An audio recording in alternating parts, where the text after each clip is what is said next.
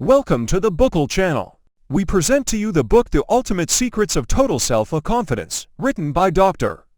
Robert Anthony. Before we start, please subscribe to the channel and activate the bell button to receive all new things, and when you finish the audiobook, please share it with your family and friends so that everyone can spread the word. Let's start. I will talk about the contents of the book. 1. Dehypnotizing yourself. 2. Bondage or liberty. 3. The art of self-acceptance. 4. The problems of awareness. 5. I'm not guilty, you're not guilty. 6. The positive power of love. 7. Mind your own business. 8. The golden key of the creative imagination. 9. Choosing your destination. 10. You deserve a break today. 11. The time of your life. 12. Overcoming fear and worry. 13. Move ahead trough positive. Communications. 14. Achieving total self-acceptance through a positive mental attitude. Introduction. The unhappy majority. As you look around at your fellow human beings, you will find it hard to ignore the fact that very few people are happy, fulfilled, and leading purposeful lives.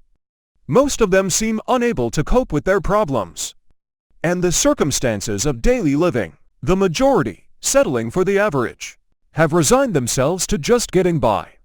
Resignation to mediocrity has become a way of life. As a result, feelings of inadequacy cause them, quite humanly, to blame society, people, circumstances, and surrounding conditions for their failures and disappointments. The idea that people and things control their lives is so thoroughly ingrained in their thinking that they normally will not respond to logical arguments that prove otherwise. William James, the eminent philosopher and psychologist, once observed that the greatest discovery of our age has been that we, by changing the inner aspects of our thinking, can change the outer aspects of our lives. Wrapped up in this brief statement is the dynamic truth that we are not victims, but co-creators in the building of our lives and the world around us.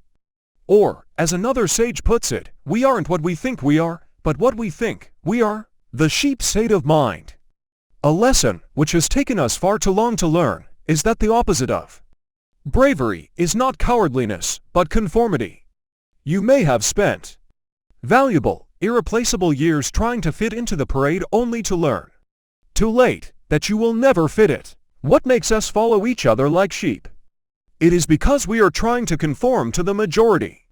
It's time to break out of this sheep state of mind and stop punishing ourselves because we are different from our family, friends, or anyone else for that matter. Much of our suffering can be eliminated if we refuse to let our life be marred by conformity. To think that our life is controlled in any way by another individual, group, or society imposes a condition of mental slavery which makes us a prisoner by our own decree. Our thoughts become the blueprint which attracts from our subconscious mind all the elements that go into fulfilling our concepts, whether they be positive or negative. What we have in our life right now is the outward manifestation of what has been going on in our mind.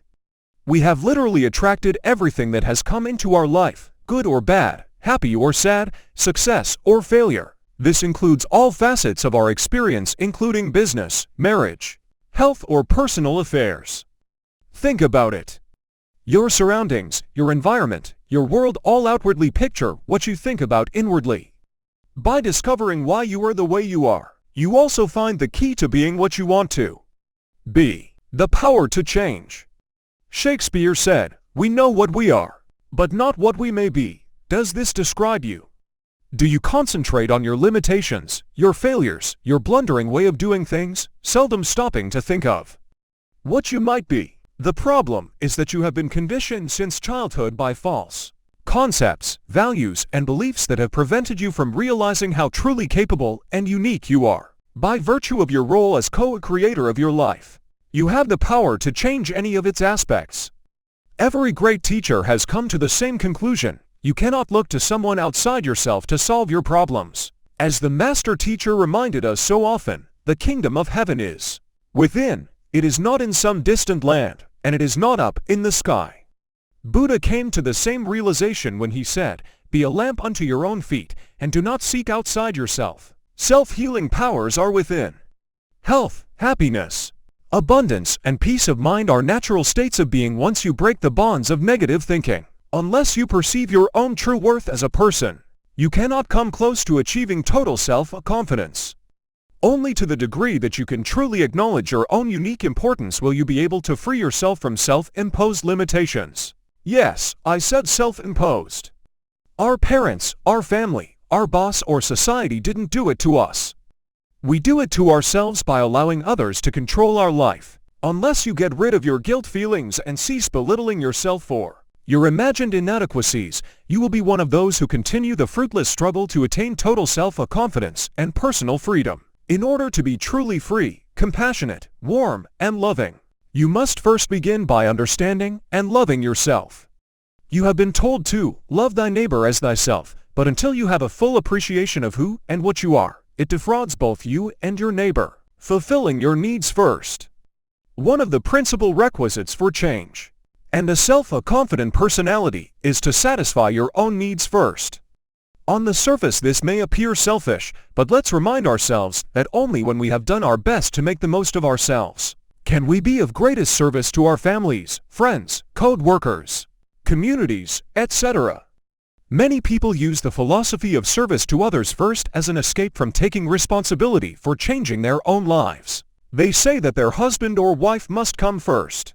Their boyfriend or girlfriend, their church, family, or the world must come first. This is nothing but self-deception. An example of this kind of behavior is the person who buries himself sacrificially in a commendable project with missionary zeal when, in truth, he can't face and eliminate his own problems. You can't change the world, but you can change yourself. The only way the human situation will improve is for each individual to take charge of his or her own life. The time has come for you to stop everything else and give total priority to your needs first. This is the only way you will ever be free. Physical slavery is a punishable crime, but, far worse, is mental slavery, for the punishment is, as Descartes put it so well, a life of quiet desperation. Come aboard. It's takeoff time. You are about to start on an adventure that will reward you for the rest of your life. You are going to learn new ways to break the bonds of limitation that have been holding you back. If you find yourself in a situation where you seem to be going nowhere, feel inadequate, and unable to face life with enthusiasm and confidence, this book is for you. If you are disgusted with mediocrity, disappointed by past results, and not content to just drift through life, these pages offer you an alternative. If you will allow yourself to be open and receptive to new concepts, values, and beliefs, you will discover why you should and how you can systematically reorganize your thought processes to awaken the new you. Once you master these principles, you will have more happiness, more love, more freedom, more money, and more self-confidence than you ever thought possible. Nothing is more rewarding in life than releasing your unlimited potential and leading a creative, purposeful life. It makes no difference whom you are, what you do, or what your life situation is. You can achieve total self-confidence. And the approach is not nearly as difficult as you might think. It has been determined that it takes approximately 21 days to break an old, destructive habit or form a new, positive habit. It will take you at least that long to fully absorb the material in this book. Make no mistake, you will understand it immediately. But intellectual understanding alone is not enough to make the necessary changes. The real thrill comes when, at last, you know it. You must go from initial understanding to knowing. In order to know something, it must become a part of your thinking, feeling, actions, and reactions. And this takes time. So don't make the mistake of just reading the book once and saying, "I know it." You won't know it until it has been absorbed into your consciousness and becomes a new habit pattern. Put everything aside for a while and apply your full concentration to what you are reading. The hours spent in changing your negative, self-defeating habit patterns to positive, constructive ones will be a small investment compared to the rewards of a lifetime of accomplishment and freedom. If at times I speak forcefully, it is to cut through the heavy layers of mental resistance and reach a place within you where you already know. A place where truth is recognized and heard. When this happens, There will be a feeling of heightened aliveness as something within you says, "Yes, I do know this is true." To obtain the best results, read this book through once and familiarize yourself with the entire scope of the material. Then return to the specific chapters that are most meaningful to you. Let the principles sink deeply into your consciousness and, most importantly, act upon them without delay. Now, if you are ready, let's get going. Secret number 1. Dehypnotizing yourself. Every person has been hypnotized to some degree, either by ideas he has accepted from others or ideas he has convinced himself are true. These ideas have exactly the same effect upon his behavior as those implanted into the mind. Over the years, I have hypnotized hundreds of people to demonstrate the power of suggestion and imagination. To best illustrate my point, let me explain what happens when a person is hypnotized. Under hypnosis, I tell a normal, healthy woman that she cannot lift a pencil that I have placed on a table. And surprisingly, she finds herself unable to perform this simple act. It is not a question of her not trying to lift the pencil. She will struggle and strain, much to the audience's amusement, but she simply cannot lift the pencil. On the one hand, she is trying to perform the action through voluntary effort and the use of her body muscles. But on the other, the suggestion that you cannot lift the pencil causes her mind to believe that it is impossible. Here we find a physical force being neutralized by a mental force. It is a case of willpower versus imagination. When this happens, imagination always wins out. Many people think they can change their lives through sheer willpower. This is not true. Negative ideas in the imagination cause such persons to defeat themselves. Regardless of how hard they try, it's no use. They have accepted a false belief as if it were fact. All their ability, good intentions, effort, and willpower are of no avail against the powerful false belief they have accepted as truth. In the same manner, I quickly prove that there is no limit to what a person can or cannot do when he or she is hypnotized, because the power of imaginations is limitless. To observers, I appear to have magical power to make her able and willing to do things she could not or would not ordinarily do. The truth is, of course, that the power is inherent in the subject. Without realizing it, my subject hypnotized herself into believing that she could or could not do these things. No one can be involuntarily hypnotized, as each person collaborates in the hypnotizing process. The hypnotist is only a guide who helps the subject accelerate the phenomenon. I have introduced this simple demonstration of hypnosis to illustrate a psychological principle which can be of great value to you. This same principle is becoming increasingly evident in the modern educational process, where the student in effect actually educates himself with the skilled assistance of the teacher. Even more dramatically, in the healing arts, where the patient heals his own body under the professional guidance of a qualified healing arts practitioner. Once a person believes that something is true, whether it is true or not, he then acts as if it were. He will instinctively seek to collect facts to support the belief, no matter how false they may be. No one will be able to convince him otherwise unless, through personal experience or study, he is ready to change. Hence, it is easy to see that, if one accepts something that is not true, all subsequent actions and reactions will be based upon a false belief. This is not a new idea. Since the beginning of time, both men and women have been in a kind of hypnotic sleep of which they were unaware, but which has been recognized by great teachers and thinkers throughout the centuries. These people have perceived that humankind limits itself through its mistaken certainties, and have sought to awaken us to our potential for greatness, which goes far beyond anything we can possibly imagine. It is, therefore, of utmost importance that you do not assume you are awake to the truth about yourself. Said another way, you must not assume that what you now hold as truth is, in fact, really the truth. Instead, you must proceed with the idea that you are presently hypnotized by false beliefs, concepts, and values that are keeping you from expressing your true potential. It may be astutely observed at this point that you and I are primarily the result of what we have been told and taught, and what we have been sold and bought. The average person never comes near reaching his unlimited potential, because he is living under the false assumption that he already knows the truth. He believes what his parents have told him, what his teachers have taught him, what he has read, and what his religion has told him, without actually proving it for himself. Millions upon millions of people have blindly followed the rhetoric of so-called knowledgeable people without making sure that the principles these experts expound stand up to the realities of life. They further limit themselves by holding on to these concepts, values, and beliefs even after they have actually evolved beyond them. Fortunately, something or someone has triggered your interest in moving beyond your present level of awareness, which includes the discovery and development of total self-confidence. Your first job is to awaken from the hypnotic condition that is presently keeping you from being the person you want to be. Read the following statement. The degree to which you awaken will be in direct proportion to the amount of truth you can accept about yourself. Now read it again. This is the key that determines how much you will be able to change your life. In the words, know the truth, and the truth shall set you free. Many of the concepts presented in this book will be in direct opposition to what you now hold as the truth. Some may even seem way out or illogical and will challenge your belief system. You will have a choice to either find out if they are true or resist them. The choice is yours. This brings us back to what we said earlier. Your life will be transformed in direct relation to the amount of truth you can accept about yourself. If you are sincere about changing your life and increasing your self-confidence, you must have an open mind.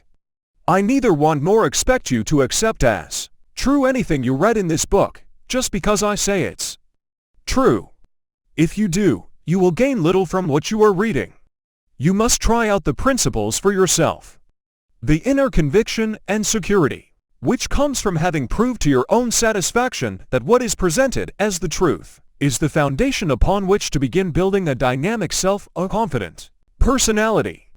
In order to construct a new functional building on a site where a non-functional building exists, you first have to raise the old structure. This must be done by shattering those mistaken certainties which have how your beliefs imprison you. Just what are beliefs? They are the conscious and unconscious information that we have accepted as true. Unfortunately, our beliefs often imprison us and deny us access to what is real. A filter of misconceptions prohibits truth's passage, and we see only what we want and reject everything else. Truth can never be revealed to the so-called firm believer. You know the type always quoting facts. He does not want to recognize anything outside of his belief and sees everything with which he disagrees as a threat. He goes through life labeling all that is new, different and enlightening as evil or, at least, unacceptable, and all that is old, traditional and suppressing as good. He cannot understand that truth, no matter how painful, is always by its very nature good, and that a life, regardless of how much we are in love with it, is always, by its very nature, bad. To protect his beliefs, he builds a wall around his world. Some firm believers have a big wall and some a small one, but, regardless of the size of the structure, it can only serve to shut out more of the truth than it can hold. The person who is a firm believer has no option to change his mind.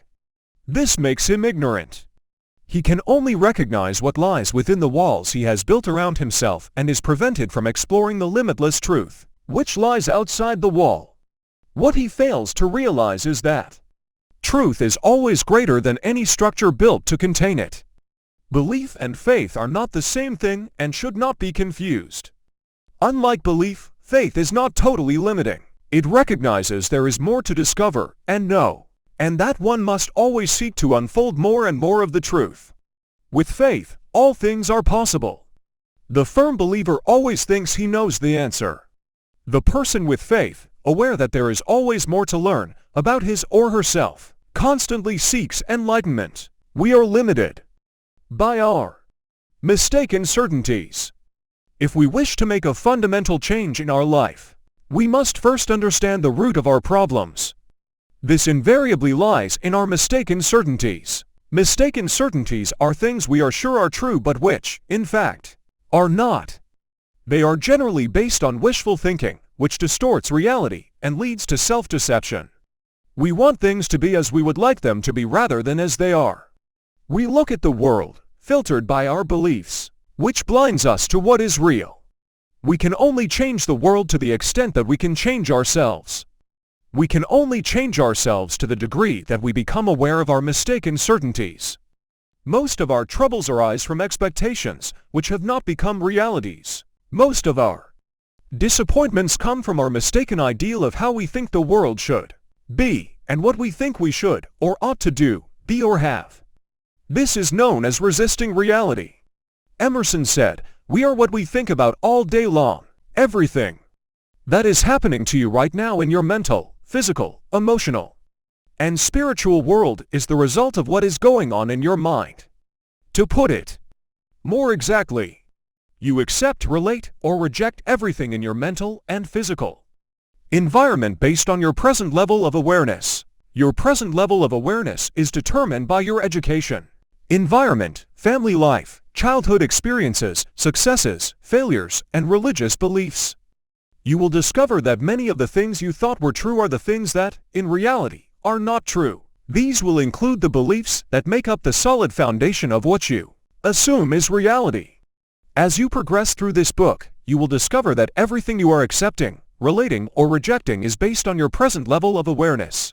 Unfortunately, your present level of awareness may be faulty or distorted.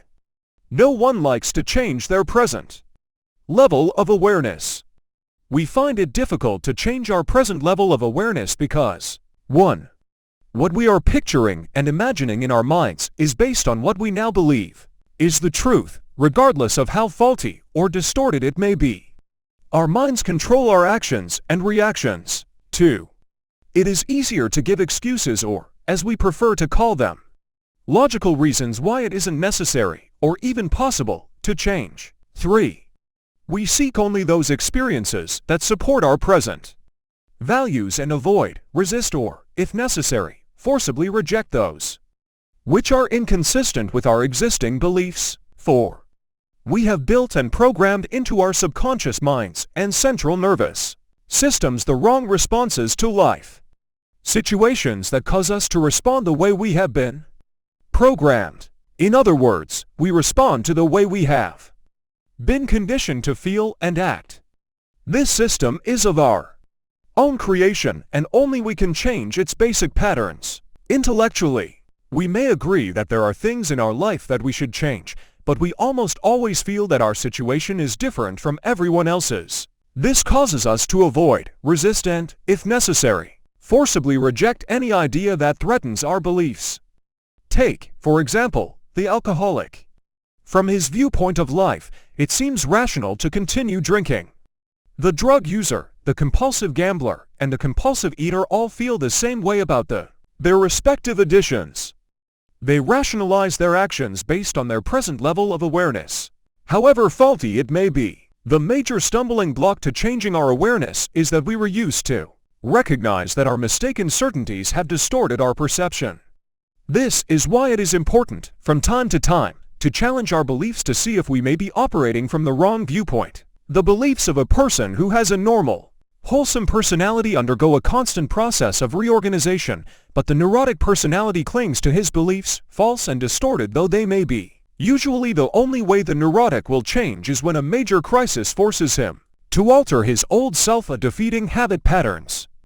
If your mind has been programmed or conditioned to accept false and distorted concepts and values, you will develop a lifestyle to justify them. You will assume that something is true, even though it is false. Then, seeking to prove you are right, you will collect and make the facts fit. You become like a dog chasing its tail. One false belief leads to another until you can no longer function rationally. Your number one priority. Your number one priority in life is the expansion of your awareness. By expanding your awareness, you will remove the mistaken certainties which have been keeping you from being the self-confident person you would like to be. You do this by 1. Ceasing to automatically and arbitrarily defend your personal viewpoints of right and wrong. Defending them keeps you in ignorance by blocking the reception of new ideas. 2. Reassessing your concepts, values, beliefs, ideals, assumptions, defenses, aggressions, goals, hopes and compulsions. 3. Reorganizing and understanding your real needs and motivations. 4. Learning to trust your intuition. 5. Observing your mistakes and trying to correct them, being aware that herein lies some of the most valuable lessons you'll ever learn. 6. Loving yourself and others. 7. Learning to listen without prejudging and automatically thinking. This is good, that is bad, training yourself to listen to what is being said without the necessity of believing it. 8. Noticing what you are defending most of the time. 9. Realizing that your new awareness will provide you with the means and motivation to change for the better. Begin to ask yourself, are my beliefs rational? Could I be mistaken? If another person held your beliefs, you would be able to be very objective. You would, no doubt, present a convincing case why they may be wrong. Learn to view your own beliefs in this manner. Question everything and draw your own conclusion only after you have considered all the possibilities. There is a positive answer only when the individual is willing to fulfill the demands of rigorous self-examination and self-knowledge.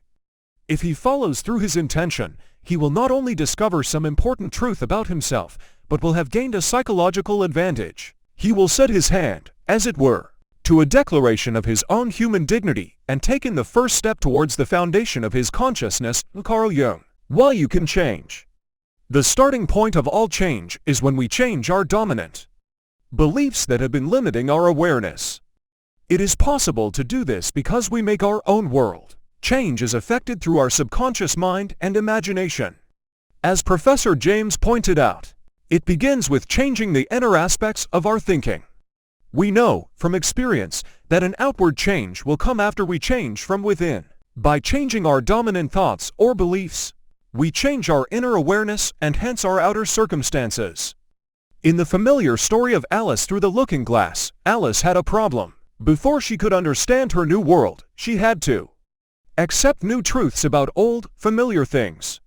She had to make adjustments to her new world. If you remember the story, she met some playing cards. She observed that the playing cards had two sides. If she wanted to really know the whole person, she had to see both sides of the cards. In other words, she had to get the total picture. This is the way it must be with our life. Before we can change our life to a more positive experience, we must challenge anything that is not working in our lives. This allows us to start building that bridge between where we are now and where we would like to be, and from what we are now to what we would like to become. The first reason for man's inner slavery is his ignorance, and above all, his ignorance of himself.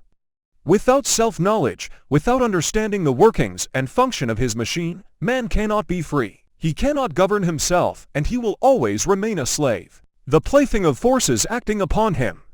This is why in all ancient teachings the first demand at the beginning of the way to liberation was to know thyself. Gurdjieff. Up to now, your greatest problem has been ignorance of who you are and who you were meant to be. The wrong self-image has kept you from releasing your unlimited potential. You are like a bird in a cage, which has no idea of how much space that exists outside. Your mistaken certainties have prevented you from realizing how truly worthy, capable, and unique you are. See you in the next secret. You in the next secret. You in the next secret. You in the next secret.